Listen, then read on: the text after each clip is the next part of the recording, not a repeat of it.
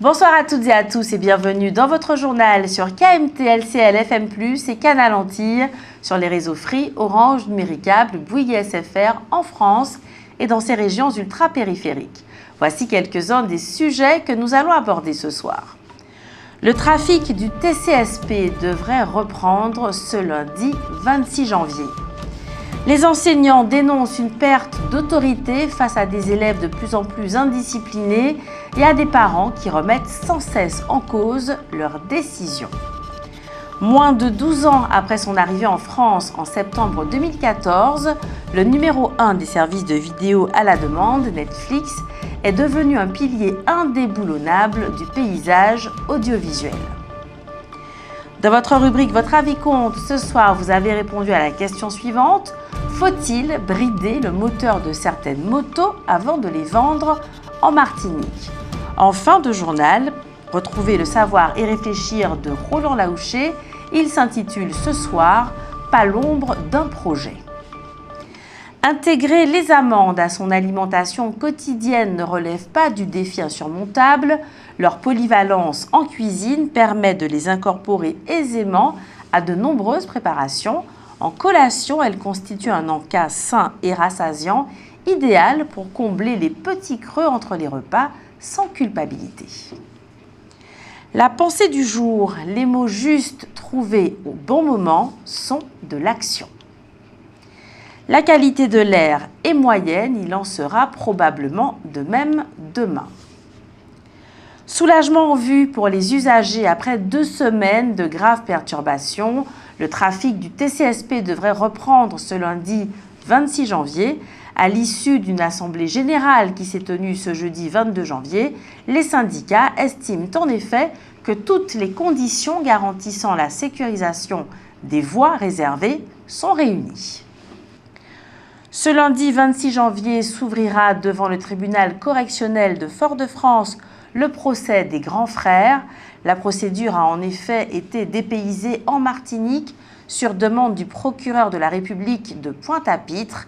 Les 13 prévenus guadeloupéens sont poursuivis pour tentative d'extorsion en bande organisée durant la crise sociale de 2021, moment où la protestation contre l'obligation vaccinale pour les soignants était particulièrement vive. Le climat scolaire en France continue de se dégrader selon les enseignants qui dénoncent une perte d'autorité face à des élèves de plus en plus indisciplinés et à des parents qui remettent sans cesse en cause leurs décisions. L'étude PISA 2023 confirme cette impression. La France affiche un des niveaux de désordre scolaire les plus élevés de l'OCDE. Bruit, interruptions et distractions permanentes. 16,5% des élèves affirment ne pas pouvoir travailler correctement en cours de mathématiques, par exemple, contre 1% seulement au Japon. Le ministère de l'Éducation nationale distingue toujours punitions et sanctions. Les premières, excuses publiques, retenues, devoirs supplémentaires, peuvent être infligées par les enseignants, tandis que les secondes relèvent du chef d'établissement ou du conseil de discipline. Les punitions collectives et les zéros disciplinaires sont explicitement interdits depuis une circulaire de 2011. Historien de l'éducation, Claude Lelièvre rappelle qu'au XIXe siècle, les enseignants étaient considérés comme des délégués des parents et disposaient d'un pouvoir quasi total sur les enfants, une situation inimaginable aujourd'hui. Les châtiments corporels, bannis depuis Jules Ferry, restent toutefois dans les mémoires de nombreux instituteurs. Certains reconnaissent encore les avoir pratiqués dans les années 1980. Selon certains syndicats, la crise de discipline à l'école est aussi un symptôme de la souffrance psychologique croissante des élèves. De nombreux jeunes vont mal, perturbent la classe et nécessitent une prise en charge adaptée. Tant que l'institution ne prendra pas en compte, selon eux, ce problème de fond, la situation ne s'améliorera pas. Mérius Joséphine, 82 ans, originaire des Anses d'Arlay, a été retrouvée affaiblie mais vivant dans une ravine hier après-midi après 4 jours de disparition. 1 an après l'accident d'avion qui à la Dominique a coûté la vie à 4 Martiniquais, âgés de 22 à 40 ans, les investigations se poursuivent. Suite à la déclaration de cessation de paiement de la compagnie Air Antilles, une audience s'est tenue hier, jeudi, devant la chambre du conseil du tribunal de commerce de Pointe-à-Pitre.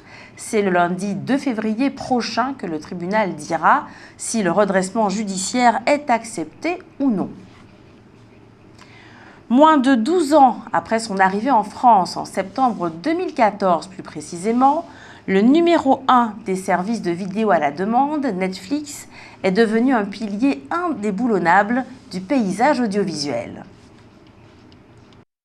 La touche Netflix, présente désormais sur toutes les télécommandes, en témoigne d'ailleurs. Avec près de 300 millions d'abonnés dans le monde, 15 millions en France, Netflix est l'acteur dominant du secteur des plateformes de vidéo, et ce, malgré une vive concurrence. Il faut dire que le paysage audiovisuel a connu ces dernières années de profondes mutations et que les frontières entre les chaînes de télévision et les plateformes sont de moins en moins nettes. Ainsi, Netflix s'est lancé depuis 2020 dans la diffusion de programmes en direct, émissions, sports, spectacles, etc. Et depuis 2022, le groupe propose une offre d'abonnement moins onéreuse si on accepte de regarder des programmes interrompus par les publicités. Parallèlement, les chaînes de télévision se positionnent, elles, en plateforme, avec parfois des contenus diffusés seulement en ligne. Malgré tout, la croissance est bien du côté des plateformes de streaming. L'Europe et l'Amérique du Nord restent en effet pour elles des marchés porteurs et l'Asie et l'Amérique du Sud offrent des marges de progression encore plus fortes.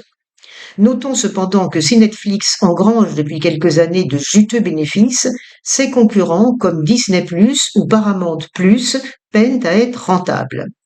À la fois producteur, diffuseur et distributeur, Netflix marche sur les plates-bandes de l'ensemble des acteurs de l'audiovisuel. Comme toutes les plateformes, Netflix investit en effet une partie de son chiffre d'affaires dans la production audiovisuelle, ainsi que l'exigent les règles européennes. Un ratio que la France a choisi de porter à 20%. Le problème, c'est que la quasi-totalité des productions Netflix passent en exclusivité sur sa plateforme et ne sont donc jamais diffusées au cinéma. Un homme de 44 ans sans domicile fixe, soupçonné d'avoir mortellement poignardé Franck devant le marché aux poissons lundi dernier, a été placé ce jeudi en détention provisoire. Les évêques catholiques des Antilles et de Guyane ont publié ce 22 janvier une lettre adressée aux députés et sénateurs exprimant leurs inquiétudes quant au risque du projet de loi sur la fin de vie actuellement examiné au Parlement français. L'Université des Antilles a organisé ce vendredi 23 janvier une journée porte ouverte au campus de Schœlcher. L'objectif, permettre aux futurs bacheliers et familles de découvrir les formations et installations universitaires. Les passages irréguliers aux frontières de l'Union européenne ont chuté de 26% en 2025, selon Frontex. L'Agence européenne de surveillance des frontières Frontex vient d'annoncer une nette diminution des passages irréguliers aux frontières extérieures de l'Union européenne en 2025. En tout, près de 178 000 franchissements illégaux ont été détectés, soit une baisse de 26% par rapport à l'année précédente. Ce chiffre constitue le niveau le plus bas depuis 2021. Selon Frontex, cette tendance reflète le renforcement des frontières extérieures et l'efficacité des partenariats internationaux. Le commissaire européen à la migration s'est félicité d'un recul global du trafic de migrants. Moins de personnes sont exploitées, moins subissent des abus et moins de vies sont en danger. Les résultats varient cependant selon les itinéraires empruntés. Les reculs les plus marqués concernent la route ouest africaine et les frontières orientales de l'Europe. En revanche, les traversées par la Méditerranée occidentale ont augmenté de 14%, ce qui représente environ 19 400 personnes. Frontex met toutefois en garde contre un possible déplacement rapide des flux migratoires liés au conflit, à l'instabilité politique et à l'adaptabilité des réseaux de passeurs. Ce jeudi 22 janvier, le Parlement européen a rejeté la motion de censure déposée par les Patriotes pour l'Europe contre la Commission européenne d'Ursula von der Leyen afin de sanctionner ses méthodes dans la signature de l'accord de libre-échange avec le Mercosur. La ville de Schellcher organise un atelier culinaire pratique sur le thème « Nos farines locales, comment les utiliser ?» Ce sera mardi 27 janvier au réfectoire de l'école de Batelière de 17h30 à 19h. Les participants sont invités à apporter farine locale, épices, bol, mixeur plongeant, si possible, et sac de congélation. L'accès est libre et gratuit. L'ablation par électroporation. Il s'agit d'une nouvelle technique désormais disponible au CHU de Martinique. Explication. Il s'agit d'une première aux Antilles. L'équipe de rythmologie du CHU de Martinique, accompagnée d'un proctor de l'hôpital privé du Confluent de Nantes et de la société Boston Scientific, a réalisé cette semaine avec succès les premières procédures d'ablation par électroporation de la fibrillation atriale, un trouble du rythme cardiaque qui entraîne des battements irréguliers du cœur. La technique consiste à utiliser des champs électriques pour créer des pores temporaires dans les membranes cellulaires, permettant ainsi l'introduction de substances thérapeutiques. Le temps de procédure est plus court que dans les autres techniques et les effets secondaires pour les patients s'en trouvent très réduits puisque les tissus sont préservés. Ajoutons que le CHU continue d'évaluer d'autres techniques d'électroporation avant de choisir lesquelles seront définitivement retenues, même si le système Farapulse a marqué les esprits des équipes par sa facilité d'emploi et son efficacité. Notons, pour finir, que cette technique est particulièrement utilisée en oncologie et en thérapie génique pour transférer des gènes ou détruire des tissus spécifiques. La ville de Schellcher informe qu'à compter du lundi 26 janvier, une partie du parking municipal situé à droite après la pharmacie de Font-la-Haye sera interdite au fonctionnement. Cette mesure est liée à des travaux menés par la CTM visant à sécuriser la falaise située en face de la maison de la famille Fabricius. La ministre des Outre-mer, Naïma Moutchou, a exposé ce jeudi sa stratégie pour 2026 face aux urgences ultramarines, à savoir la lutte contre la vie chère, l'amélioration de la sécurité et la gestion des budgets des collectivités. Saint-Kitts et Nevis a officiellement pris la tête de la CARICOM, la communauté des États de la Caraïbe.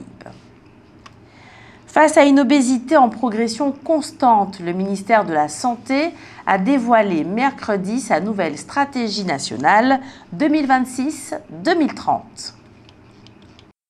La nouvelle stratégie nationale 2026-2030 du ministère de la Santé s'organise autour de 4 grands objectifs et 8 mesures prioritaires.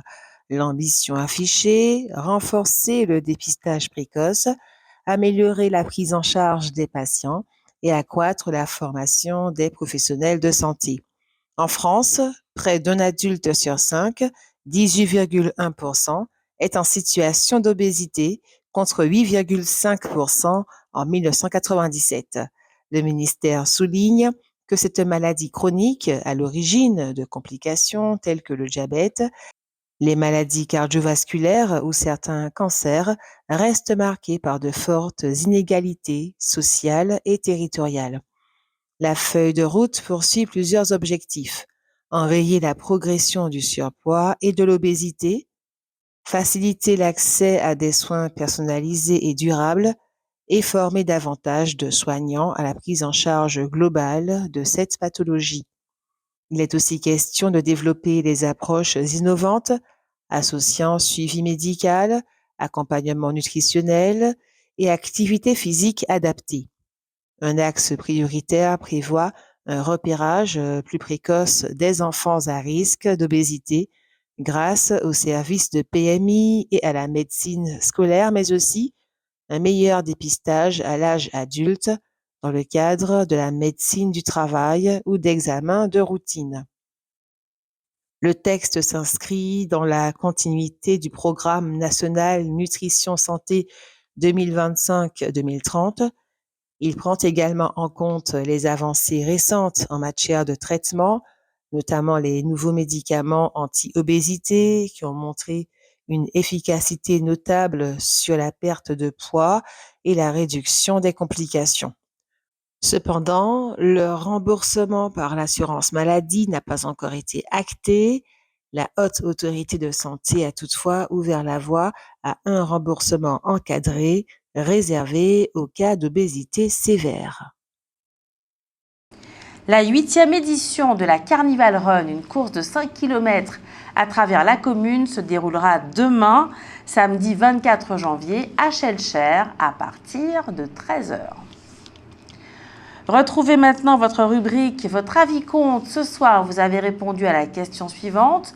Faut-il brider le moteur de certaines motos avant de les vendre en Martinique ?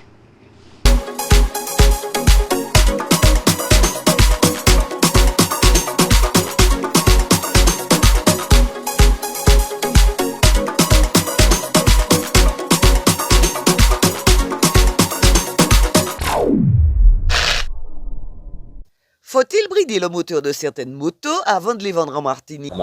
Ici en Martinique, je pense que oui, parce que le réseau routier ne se prête pas à la vitesse. Donc, qui dit brider un véhicule dit réduire sa vitesse. Et donc, même si je ne suis pas adepte du radar, je ne suis pas adepte de tout ça, mais je pense qu'il faut effectivement brider les motos pour les vendre avant de les vendre en Martinique. Les brider à quand même une vitesse raisonnable. On dira 150 maximum. Ce qui est pas mal déjà. Absolument pas. Je pense qu'il faut simplement responsabiliser les conducteurs. Et puis voilà, tout simplement. Bien sûr. Ah, il y a rouler trop vite ici. C'est il va créer nous tout accident gagné. Il y a doubler à gauche ou à droite et puis ça empêche les gens de dormir le soir. Alors des qualités bruit moi même il lever moi les dormir. Alors je vais oui dire. Non, pas du tout. Je pense que c'est à chacun de se responsabiliser. Il y a déjà les limitations de vitesse. Chacun gère sa moto comme il veut, gère sa sécurité et la sécurité des autres. Ces bougs-là, c'est bougs qui fonctionnent en groupe. Ni 200, 300 motos. Mais même ils ont fait conneries. Ça arrive, moi, comme ils ont arrivé derrière moi. Je dis, je ouvrir bayo. C'est pour faire droite gauche. Je jeter. Donc, pour ça même, oui. Brider motos, brider ça. Faut-il brider le moteur de certaines motos avant de les vendre en Martinique ? Oui, mais bon, apparemment, il y a des moyens de contourner le problème. Donc, pourquoi pas ? Donc, ça va faire quelques artisans vivre pour débrider. Mais bon, oui, ça part de bons sentiments. Pas du tout, non. Parce que chacun est responsable de ce qu'il achète. Si je veux acheter une moto qui est pas bridée, qui monte à 400 km/h, j'achète une moto à 400 km/h. Et donc, j'aurai le prix qui va avec aussi. Je pense pour ce qui est de la moto conventionnelle, on la laisse telle quelle, puisque bon, la plupart des gens qui utilisent ces motos, ce sont des gens qui prennent la peine de passer le permis et ça permet éventuellement, dans la circulation martiniquaise, de pouvoir éventuellement se déplacer plus facilement. Mais pour ce qui est des motos qui dit aussi électriques, là, je pense qu'il y a un souci parce que ce sont des motos qui ne respectent pas au départ. Ce sont très souvent des jeunes qui en prennent possession et qui circulent d'une façon un peu anarchique, c'est-à-dire que sous les trottoirs, voilà, et ce sont des motos qui sont d'usage urbain. Donc là-dessus, la vitesse qui est vendue au départ devrait être respectée et on devrait faire beaucoup plus de contrôle pour ce faire. Voilà.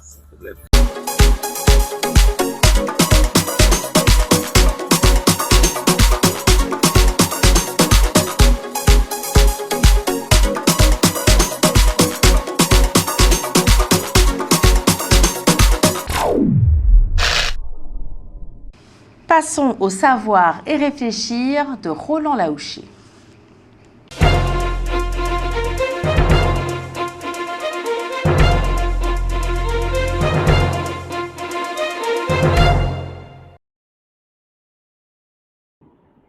Le sous-investissement qui mine aujourd'hui les économies de la Guadeloupe et de la Martinique ne peut être analysé comme une fatalité locale ou une simple conséquence de contraintes insulaires.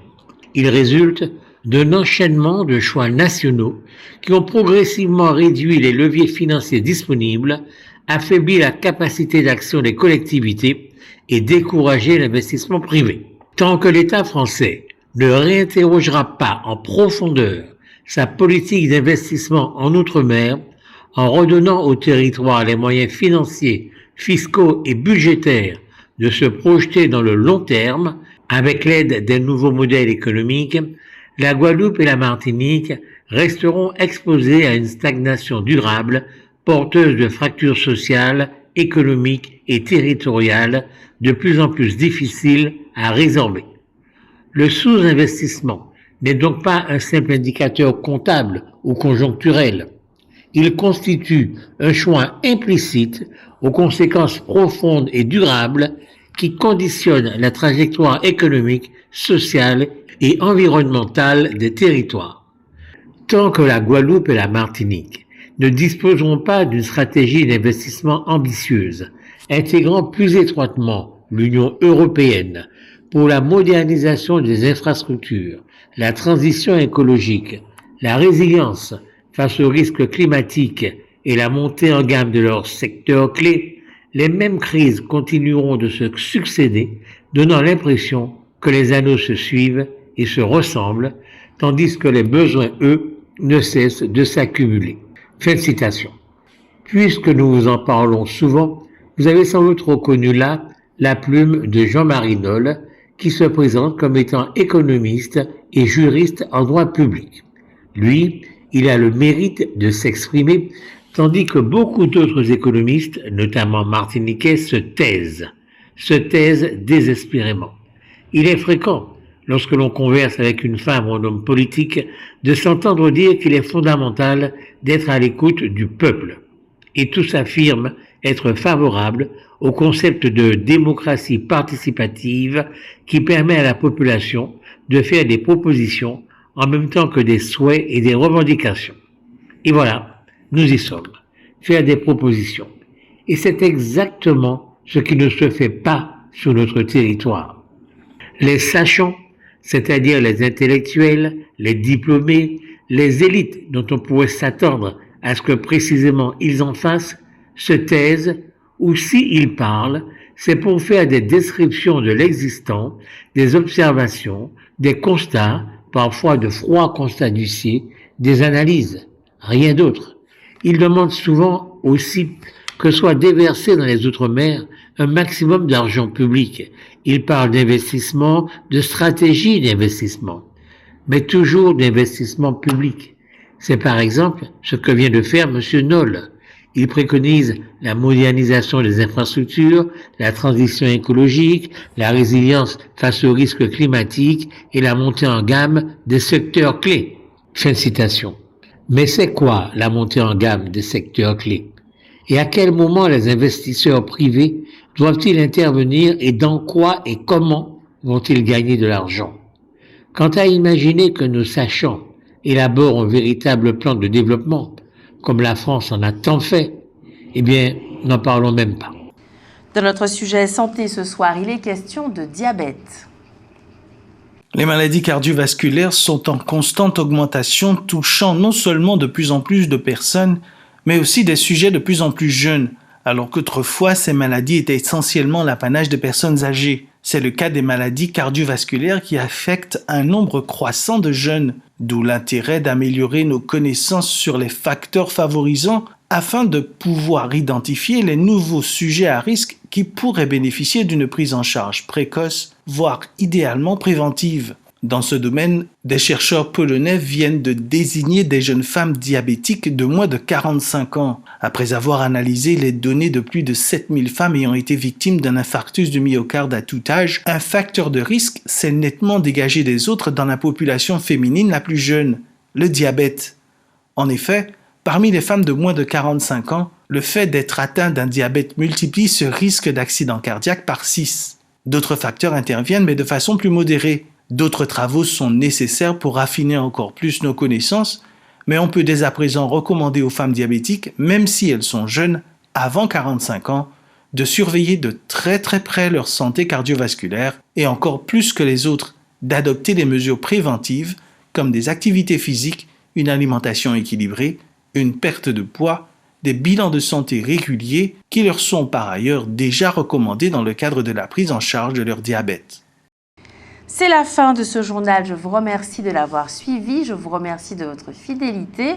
Je remercie tous ceux qui y ont participé. Jordan Adélaïde, Jean-Michel Césaire, Jenny Georges, Alain Jean-Paul, Daniel Diaz, Getty Galva, Sarah Verne, Hugues Blandy, Marie-Josée Joseph et Roland Laouché. Cette édition est diffusée à 18h30, 20h, 22h et demain à 6h25. Elle est également disponible en multidiffusion sur Canal Antilles sur les réseaux Free, Orange, Numéricable et Bouygues en France. Vous pouvez bien entendu revoir votre journal sur kmttélévision.fr. Je vous souhaite une excellente soirée, un très bon week-end et que Dieu garde la Martinique.